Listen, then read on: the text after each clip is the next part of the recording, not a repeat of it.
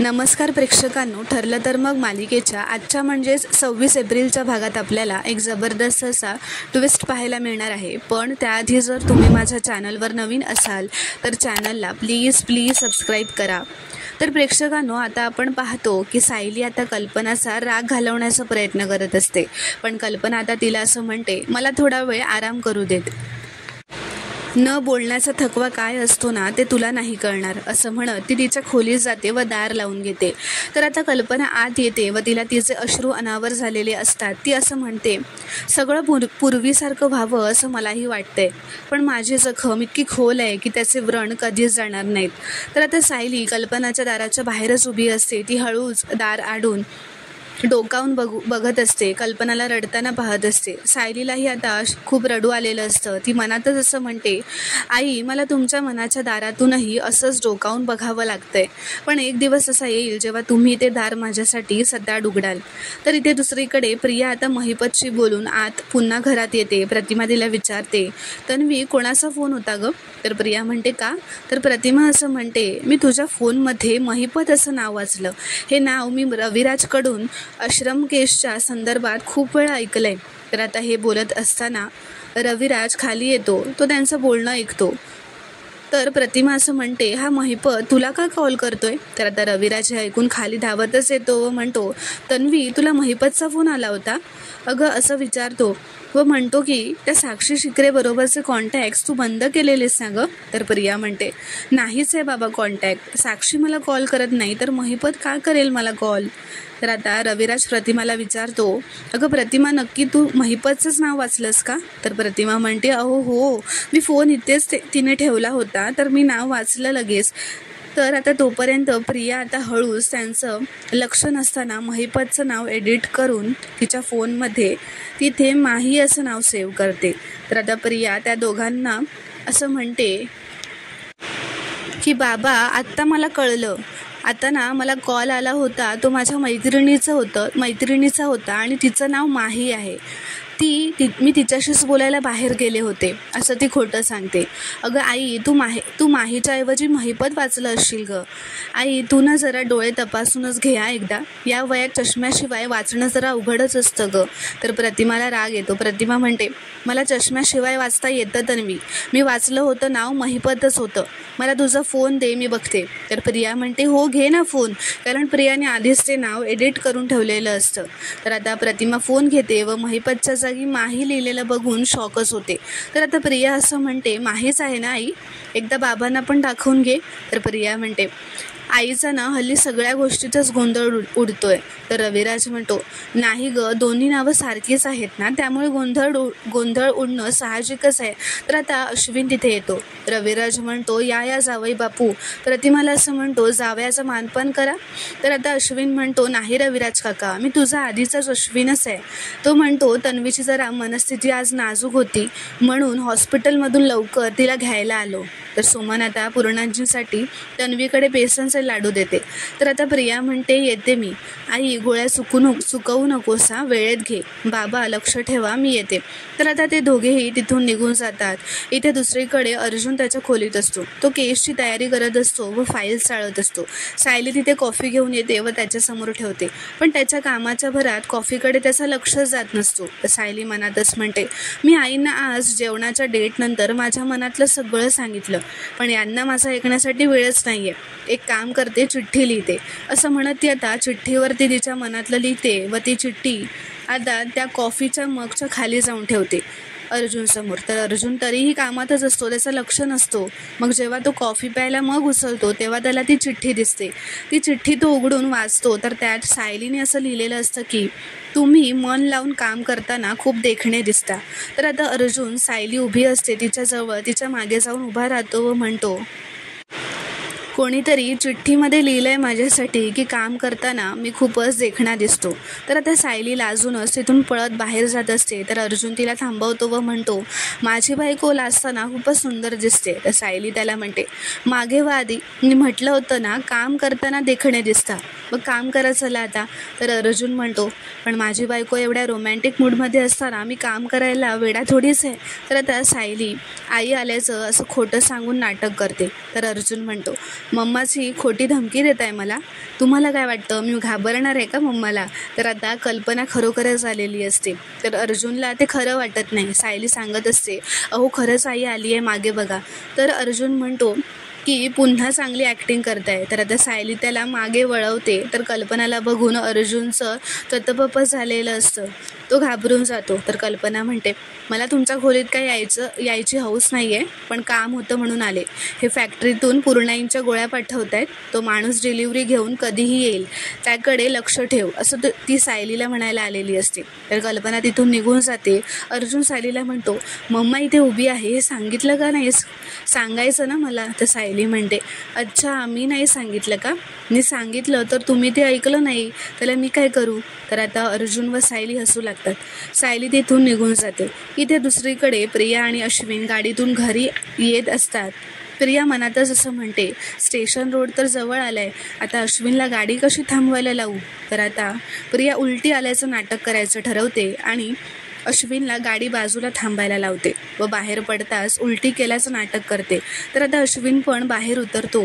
प्रिया त्याला म्हणते, पाणी आणून दे. तर तेवढ्यातच आता मागे महिपत गाडीतून येत असतो. तो अश्विनला लांबूनच गाडीतून बघत असतो. अश्विन आता जेव्हा पाणी घ्यायला गाडीतून बॉटल घेत असताना उभा असतो, तेव्हा महिपत जोरातच त्याची गाडी चालवतो व त्याला जोरातच गाडीचा धक्का देतो आणि पुढे जातो. पुढे गेल्यावर गाडी थांबवतो व बाहेर उतरतो. अश्विन आता खाली पडलेला असतो. प्रिया त्याला उठवत असते. अश्विनजवळ आता महिपत येतो व म्हणतो, माफ करा दादा, चुकून धक्का लागला. महिपतने हे मुद्दामच केलेलं असतं. महिपत आता अश्विनजवळ येऊन म्हणतो, अरे तुम्ही आहात का अश्विन डॉक्टर? अश्विन डॉक्टर नाही का, अर्जुन सुभेदारांचे धाकटे भाऊ. त्याला वाटलं त्याला असं वाटेल की मी तुम्हाला मुद्दाम धक्का दिलाय. अर्जुन सुभेदाराला असं वाटेल असं तो म्हणतो. माझी चूक झाली आहे, मला मलमपट्टी करावी लागेल, चला तुम्ही हॉस्पिटलला चला. तर आता अश्विन त्याला रागातच म्हणतो, मला बँडेज बांधता येतं, तुम्ही निघा, आम्ही घरी जातोय. तर महिपत म्हणतो, असं कसं? माझ्याकडून चूक झाली आहे ना, तर मलाच मलमपट्टी केली पाहिजे. महिपत म्हणतो, मी तुम्हाला असं सोडलं तर अर्जुन सुभेदार माझ्यावर आणखी एक केस ठोकेल, चला मी तुम्हाला तुमच्या घरी तरी घेऊन जातो. तर अश्विन रागातच म्हणतो, एक मिनिट, मला तुमच्या गाडीत बसायचं नाही आहे. तर आता प्रिया म्हणते, अश्विन माझं ऐक जरा, मी काय म्हणते, आधीच तुला एवढं लागलंय, त्यांच्याशी कशाला वाद घालत बसायचं? त्यांना यायचंय तर येऊ देत ना, आपण निघूयात. अश्विन म्हणतो, इतका जर हट्ट असेल ना तर हे स्वतःच्या गाडीने येतील. असं म्हणत महिपत म्हणतो, चालेल मी येतो. तर आता अश्विन गाडीत जाऊन बसतो. प्रिया आता महिपतला हळूच विचारते, हे काय चालवलंय हो तुम्ही? तर महिपत हळू आवाजातच म्हणतो, तुमच्या घरात घुसतोय माझ्यासोबत, माझी केस पण तुमच्या घरातच आणणार आहे मी आता. तो तुझा म्हातारा बसलाय ना थेरडा घरात कडी मारून, त्याला बाहेर ओढून काढणार आहे. तर आता पुढे काय करायचं माहिती आहे ना तुला? तर प्रिया म्हणते, हो कळलं, असं म्हणत ती जाऊन गाडीत बसते. तर आता ते दोघेही घरी जायला निघतात. इथे आता घरी आल्यावर प्रिया तिचं आणि महिपतचं जे नाटक ठरलंय ते चालू करतात. प्रिया आता जोरातच दारावरूनच ओरडू लागते व म्हणते, आई बाबा पूर्णाजी प्लीज लवकर बाहेर या सगळे. त्याच्याबरोबर आता मागून महिपतसुद्धा आलेला असतो. तर आता पूर्णाची कल्पना सगळे येतात. अश्विनला असं बघून विचारतात, अरे अश्विन काय झालं, ॲक्सिडेंट झालं का रे बाळा तुझं? तर आता सायली अर्जुन पण खाली येत असतात. अर्जुन महिपतला बघून खूपच रागावतो व म्हणतो, तू इथे काय करतोयस? अश्विन म्हणतो, तर आता अश्विन असं म्हणतो कल्पनाला की मी ठीक आहे, तुम्ही सगळे पॅनिक नका होत. तर आता कल्पना विचारते, तन्वी अगं नेमकं काय घडलंय? तर सायली चिडतच म्हणते, याच माणसाने काहीतरी केलं असेल. जेव्हा या महिपतचं तोंड दिसलंय ना, तेव्हा काही ना काहीतरी वाईट घडलंयच. तर आता प्रिया असं म्हणते, आई अश्विनला गाडीच्या बाहेर उभा होता तितक्यातच या शिखरेंची गाडी आली आणि धडकली अश्विनला. तर आता महिपत म्हणतो, चुकून झालं हो, मला माफ करा, माझं जरा लक्ष असा मोबाईलकडे गेला आणि समोर अपघात झाला, माझ्या हातानं चुकून झालं. तर अर्जुन म्हणतो, तू चुकून काही केलं नाही आहेस महिपत, जाणून बुजून केलेस तू. तर प्रिया म्हणते, मला कधी नव्हे तो तुझा मुद्दा पटतोय अर्जुन, ह्यांनी नक्कीच हा ॲक्सिडेंट मुद्दाम घडवून आणलाय. तर अश्विन म्हणतो, मला सुद्धा हे चुकून चुकून झाल्यासारखं वाटत नाही आहे. मी रस्त्याच्या कडेला माझ्या गाडीजवळ उभा होतो. यांची गाडी सरळ येता येता माझ्याकडे वळली.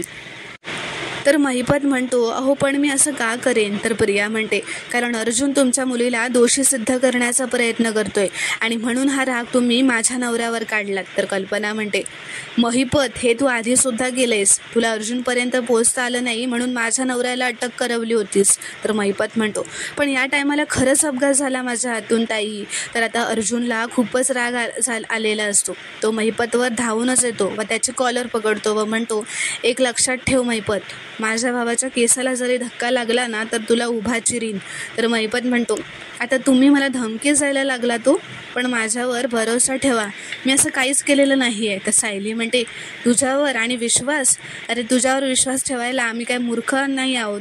तर महिपत असं म्हणतो, पण वहिनी माझ्या मनामध्ये काही खोटं असतं तर डॉक्टर भाऊंना मी इथे घेऊन आलो असतो का? हे दोघेही मला नको येऊस करत होते, तरी पण मी आलो. तर प्रिया म्हणते, हे बघा, जोपर्यंत आश्रम केस सुरू आहे ना तोपर्यंत तुम्ही या न त्या कारणाने या घरात येतच राहणार आहात. साक्षीने हा खून केला नाही आहे हे मला माहिती आहे, म्हणून मला तुमच्याबद्दल सहानुभूती पण वाटायची. पण नंतर तुम्ही बाबांसोबत जे काही केलं ना त्यानंतर मला तुमचं तोंडसुद्धा बघायचं नाही आहे. त्यामुळे प्लीज तुम्ही इथून निघून जा. तर आता महिपत असं म्हणतो, आता तुम्ही सभ्य माणसाची मानहानीच करायला लागलात की हो. आता माझी चूक आहे म्हणून मी माफी मागितली डॉक्टर साहेबांची, नाहीतर आपले संबंध फक्त कोर्टातच येत होते. राहिलं वहिनी, माझ्याकडून चुकून तुमच्या लेकराला जखम झाली, मला सपशेल माफ करा. यानंतर डॉक्टर भाऊंच्या बाबतीत तरी असं परत होणार नाही. तर सायली म्हणते, म्हणजे दुसऱ्या कोणाच्या बाबतीत असं घडू शकतं अशी धमकी देताय का? तर महिपत म्हणतो, वहिनी असं का करेन मी? नाहीतर तुम्हाला असं वाटत राहील की आश्रम केस संपेपर्यंत तुमच्या घरातल्या माणसाला मी काहीतरी करेन, म्हणजे असा गैरसमज होऊ देऊ नका. आता डॉक्टर भाऊ काळजी घ्या वहिनी. अर्जुन म्हणतो, जातोयस ना आता? तर महिपत म्हणतो, येतो म्हणावं वकील साहेब. असं म्हणत आता तो तिथून निघून जातो. आता तो गेल्यावर प्रिया तिचं नाटक चालूच करते. प्रिया असं म्हणते, आई त्या महिपतची गाडी अश्विनला येऊन धडकली ना तेव्हा मी किती घाबरले होते म्हणून सांगू. हा माणूस इथे येऊन गेलाय ना त्याने मला अजून भीती वाटायला लागली आहे.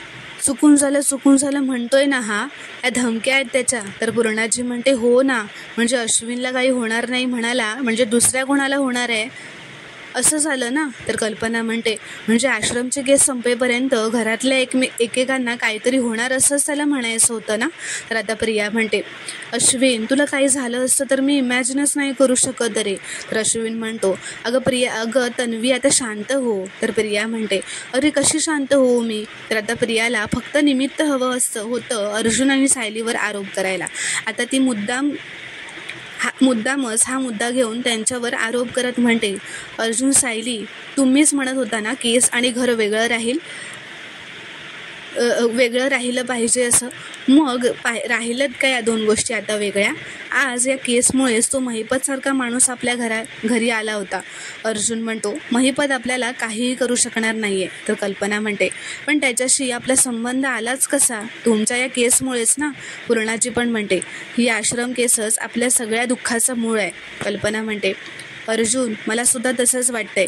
तू आत्तापर्यंत सगळ्या केस जिंकलायस, तुझ्या आत्तासुद्धा 15-20 केस सुरूच असतील, पण त्यातली एकही केस आपल्या घरापर्यंत पोहोचलेली नाही आहे. मग हीच का पोहोचली? तर आता अर्जुन प्रियाकडे बघतच असं म्हणतो, कारण या केसमध्ये जिथे मर्डर झाला आहे तिथे हजर असलेल्या माणसांशी आपला संबंध येतच राहिला आहे. तर आता प्रिया अश्विनला म्हणते, अश्विन बघितलंस ना अर्जुन कसा बोलतोय ते? आधी याने चौकशीसाठी मला नोटीस पाठवली आणि आता बोलतोय माझ्यामुळे केसशी संबंध आला आहे. तर अर्जुन म्हणतो, पण मी तुझं नाव कुठे घेतलं तन्वी? स्वतःवर का घेतेस?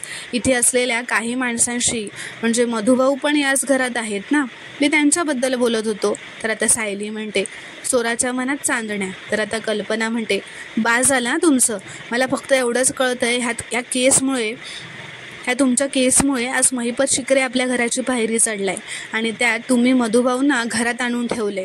त्यांच्यामुळे आपल्या घरातला धोका अजून वाढलाय. तर पूर्णाजी म्हणते, अर्जुन, तुझ्या या केसमुळे आपल्या घरातल्या कोणाला काही झालेलं मी खपवून घेणार नाही हा. तर आता प्रिया नाटकच करत हात जोडत म्हणते, देवा, माझ्या घरातल्या सगळ्या माणसांना सुखरूप ठेव. या एका केसमुळे माझं घर उद्ध्वस्त होऊ देऊ नकोस. तर मित्रांनो, पुढील भागात आपण पाहणार आहोत की सगळे हॉलमध्ये एकत्र बसलेले असतात. सायली असं म्हणते, आता आपण जोडींचा खेळ खेळणार आहोत. तर कल्पना म्हणते, त्यासाठी ना जोडी करेक्ट असावी लागते. तर प्रिया म्हणते, ह्यांच्यासारख्यांना काय कळणार आहे आई. तर सायली म्हणते, जोडी नातं हे विश्वासावर टिकून असतं, जे माझ्या आणि ह्यांच्यात आहे. आम्ही दोघं एकमेकांना किती अनुरूप आहोत हे मी अक्षय तृतीयाच्या मुहूर्तावर सिद्ध करेनच.